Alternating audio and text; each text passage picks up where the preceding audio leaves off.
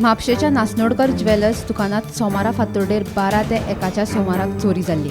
चोरांनी दुकान फोडून लाखांनी रुपयाचे भांगर फारायले। म्हापशे पुलीस ह्या प्रकरणाचो तपास करताले। बिरेस्तारा म्हापशे पुलिशेन राजस्थानच्या 3 जाणांक सिंधुदुर्गाच्यान ताब्यात घेतल्या आणि तांचे कडल्यान चोरयेचे भांगरय जप्त केले। फाटल्या दिसांनी आमी पळयतात की बार्देस वाठारांत कंटिन्युअसली चोरयेचो प्रकार हो घडीत आसा।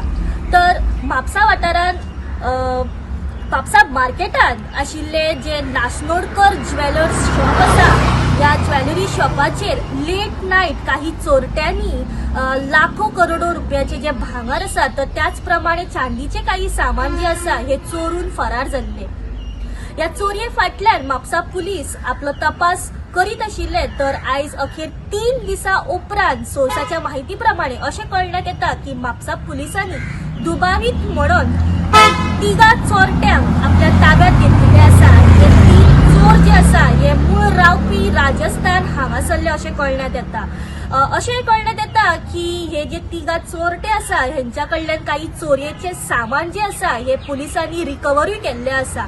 या चोरये फाटल्यान जशी अपडेट आमकां गोमंतक टीव्हीच्या माध्यमांतल्यान मेळत रावतली तशी अपडेट आमी तुमच्या मेरेन पावोवपाचो प्रयत्न करतलो। Bureau report Gomantak TV.